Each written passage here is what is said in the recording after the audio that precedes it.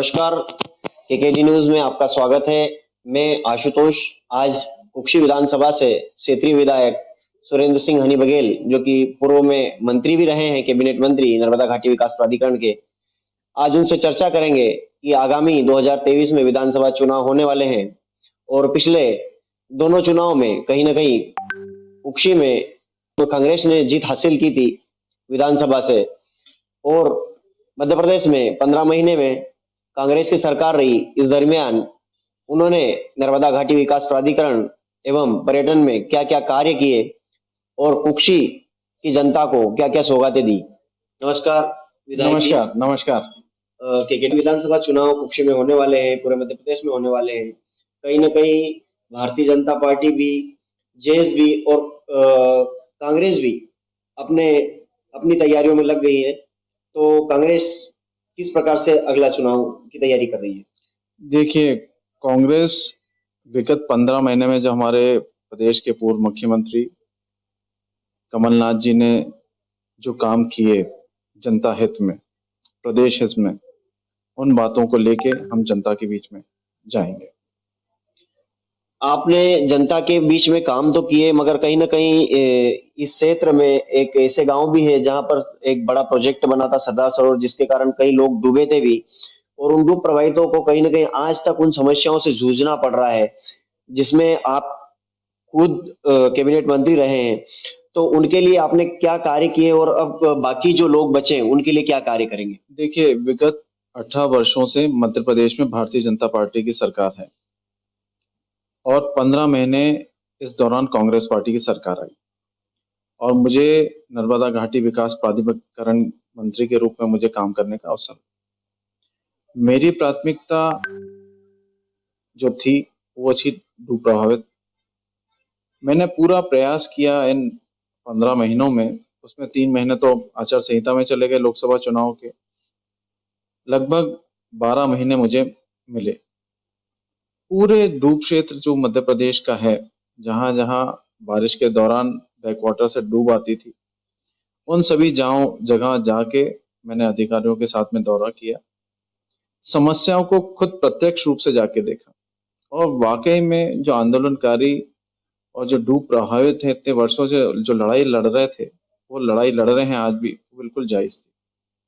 मैंने प्रयास किया कि उन समस्याओं को देखूं, समझूं और उसको कैसे हल किया जा सकता है, उस दिशा में हम आगे बढ़े। हमारी सरकार बनी, उस दिशा में हमने आगे बढ़ना चालू किया, काम करना चालू किया और एक समय लगता है, हमने कभी नहीं सोचा था कि हम 15 महीने रहेंगे। 5 वर्ष का हमारा कार्यकाल सरकार जब चुन के आती तो रहता है। तो हम लोग प्रयास कर रहे थे, आगे बढ़े भी थे। बहुत सारी समस्याओं जो लोगों की थी, आंदोलनकारियों के साथ में बैठे, डूब प्रभावितों के साथ में बैठे, संयुक्त रूप में अधिकारियों के साथ में बैठे और इस दिशा में हम लोग आगे बढ़ चुके थे कि लोगों की समस्याओं को हल हम कर पाएँ। कुक्षी चूँकि काफ़ी बड़ी विधानसभा है और स्वास्थ्य के क्षेत्र में अगर देखें तो यहाँ पहले भी डॉक्टरों की कमी रही है और मशीनरी की कमी रही है और उन्हें चलाने वाला आज भी नहीं है। ऐसी भी समस्याएँ कई बार आती हैं, तो उनके लिए आपने क्या प्रयास किए? देखिए, मैं मंत्री बना तो यहाँ पे जो कुक्षी पे नवीन अस्पताल है, हमारे प्रदेश के मुख्यमंत्री का दौरा बना कुक्षी में, मैं भी उद्घाटन करवा सकता था कि मुख्यमंत्री जी आए हैं, अपन उद्घाटन करवा लें, पर नहीं। मैंने उस चीज़ को रोक के रखा। मैंने मेरे मन में ये इच्छा थी कि संसाधन पूरे उपलब्ध हो जाएँ, डॉक्टरों की जो कमी है उसकी पूर्ति हो जाए, उसके बाद में हम अस्पताल को चालू करें। पर क्या कर सकते हैं, सत्ता गई। कुछ महीने बाद ही भारतीय जनता पार्टी ने सिविल अस्पताल का उद्घाटन करा दिया। जो व्यवस्था है, संसाधन मैं उस समय कर पाया था, वहीं तक ही काम हो पाया और आज भी स्थिति ऐसी है, ना डॉक्टर हैं और ना संसाधन और कोई आ पाए। हमारी सरकार बनेगी, मेरी प्राथमिकता स्वास्थ्य क्षेत्र में सिविल अस्पताल को इतना सर्व सुविधा युक्त किया जाएगा कि जो आदिवासी समाज के लोग हैं, अन्य समाज के लोग हैं, जिनको बड़वानी जाना पड़ता है, झाबुआ होते हुए गुजरात जाना पड़ता है, इंदौर जाना पड़ता है, आर्थिक बोझ उन पे बहुत आता है। उसको ब्रेक लगाने के लिए मेरा प्रयास रहेगा कि यहीं पे सब डॉक्टर उपलब्ध हों और पूरे संसाधन यहाँ पे उपलब्ध मैं करवाऊँ। अगर देखा जाए तो पूरा क्षेत्र कृषि से ही चलता है। यहाँ पर कई लोग हैं जो ज़मीनों से ही अपने घर परिवार को चलाते हैं और उसी से जुड़ा हुआ अगर अगर कॉलेज की बात करें जहाँ बच्चे शिक्षा लेते हैं, तो यहाँ एकमात्र कॉलेज है। इसके अलावा भी आज तक कोई कृषि कॉलेज नहीं है, कोई मेडिकल कॉलेज नहीं है। उसके लिए आपने क्या प्रोसेस की है? देखिए, कुक्षी एक कृषि प्रधान विधानसभा है और अधिकतर परिवार यहाँ पे कृषि से जुड़े हुए हैं। जहाँ तक आप शिक्षा की बात करें, तो कुक्षी में एक कॉलेज है। उस कॉलेज की स्थापना भी मेरे पिताजी स्वर्गीय प्रताप सिंह जी बघेल साहब के द्वारा हुई थी जब वो मंत्री थे। उसके बाद में किसी प्रकार से कोई काम उस कॉलेज में आगे नहीं बढ़ा जब भी भारतीय जनता पार्टी की सरकार रही। जमुना देवी जी मंत्री रहीं, उन्होंने प्रयास किया कि संसाधन उपलब्ध हो, नए रूप बने और बने भी। जब हमारी सरकार बनी, तो हमारा लक्ष्य ये था कि आए दिन एडमिशन के लिए लोग बच्चे परेशान होते हैं, बड़वानी जाना पड़ता है। तो हमने नई स्वीकृति वहाँ पे रूमों की करी, आप देखेंगे बन रहा है। हॉस्टल का काम जीतू पटवारी जी हमारे मंत्री थे इस विभाग के, उनके माध्यम से बात करके हॉस्टल नवीन बनवाया। दही में नए कॉलेज की स्थापना हम लोग करने वाले थे और लगभग उसकी स्वीकृति हो चुकी है। उसके बाद मेरी सबसे बड़ी जो प्राथमिकता थी कि हमारे यहाँ पे मेडिकल कॉलेज आए और उस दिशा में हम लोग आगे बढ़ गए थे। प्रदेश के मुख्यमंत्री कमलनाथ जी से हमारी चर्चा हो गई थी कि जो हमारे को कोटा मध्य प्रदेश को मिलता है मेडिकल कॉलेज के लिए, जिसका प्रस्ताव हम लोग मध्य प्रदेश केंद्र सरकार को भेजती है, उसमें हमारा कुक्षी भी था। और एक और मेरी चर्चा हमारे माननीय मुख्यमंत्री जी से हुई थी कि जो क्योंकि कुक्षी एक कृषि प्रधान विधानसभा है, तो एक एग्रीकल्चर कॉलेज भी हमारे कुक्षी में हो, इसका भी हम लोग प्रयास कर रहे थे और चीजें रुक गई।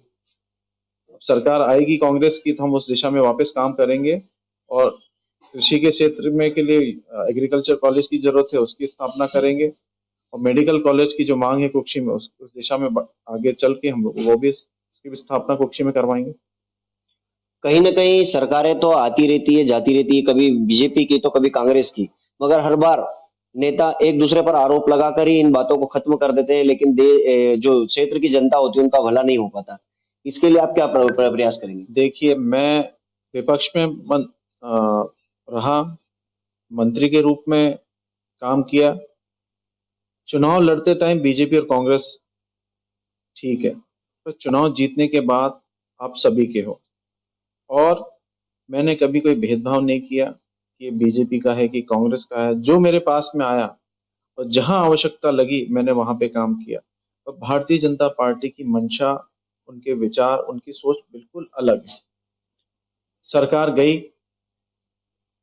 कुक्षी के विकास के नाम पे एक ईंट नहीं लगी, विकास का अवरुद्ध किया।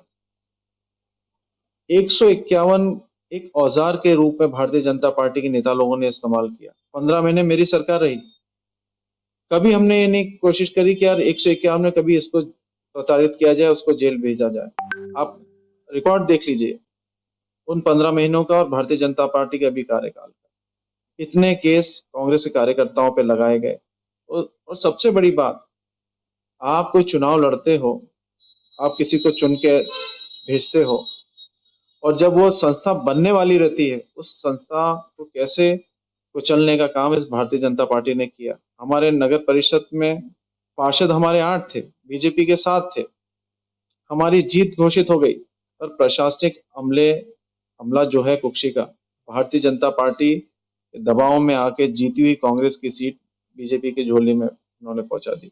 तो ये फर्क है कांग्रेस और बीजेपी में। कांग्रेस विश्वास रखती है कि लोग चुन के आए, जीत के आए, उनका सम्मान बना रहे, पर उस सम्मान को दबाने का काम, उस सम्मान को बरकरार नहीं रहने देने का काम भारतीय जनता पार्टी ने किया है।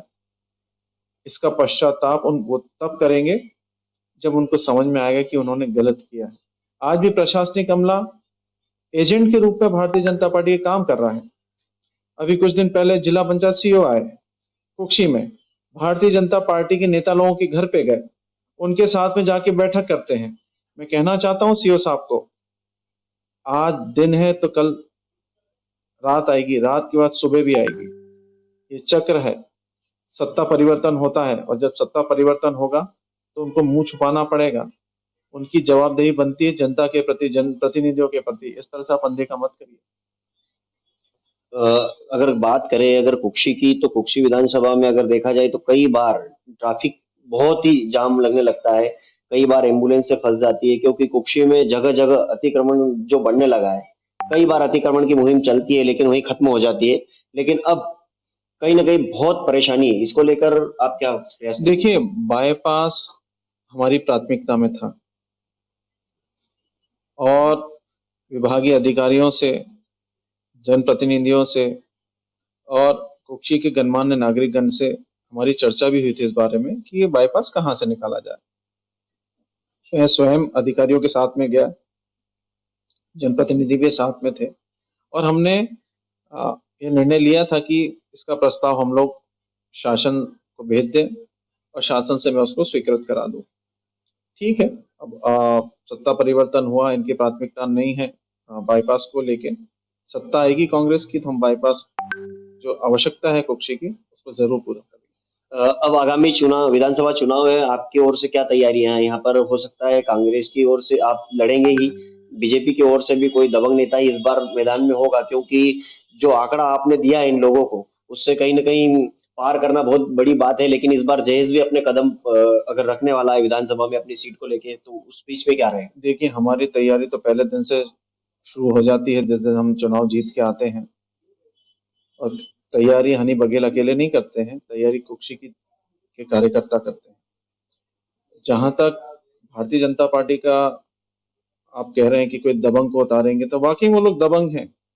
वाकई में वो कर्मचारियों को मार सकते हैं, वाकई में अनुविभागीय अधिकारी को मार सकते हैं, वाकई में सिरवी समाज के लोगों के साथ में अन्याय कर सकते हैं, वाकई में भ्रष्टाचार कर सकते हैं। वो दबंग हैं और कुक्षी की जनता जानती है कि कुक्षी के लोगों को एक दबंग व्यक्ति चाहिए, कि एक पढ़ा लिखा जो लोगों के बीच में रहता है, लोगों को सम्मान करना चाहता है, लोगों का आदर करता है और सुख दुख में उनके साथ में खड़ा रहता है। तो कुक्षी की जनता निर्णय करेगी कि दबंग चाहिए कि उनको सज्जन व्यक्ति चाहिए। और जहां तक जयेश का बात है, जयेश के संरक्षक हैं हमारे कांग्रेस से विधायक हैं मनावर से। वो मनावर में अपनी पूरी तैयारी कर रहे हैं, मुझे पूरा विश्वास है वो जीत के आएंगे। और जहां तक वो समाज हित में लड़ाई लड़ रहे हैं, कांग्रेस भी समाज हित में लड़ रही है। और जब हम दोनों ही मिलकर समाज हित में लड़ रहे हैं तो हम लोग चुनाव साथ में लड़ेंगे। तो ये थे हमारे कुक्षी विधानसभा के क्षेत्रीय विधायक, जिन्होंने 2 बार खुद को प्रत्याशी बनाया और जीत बहुत बड़ी तादाद में हासिल की है। और आने वाले समय में भी देखा जाएगा कि किस प्रकार की जीत विधायक जी को मिलती है। नमस्कार, केकेडी न्यूज़ में आप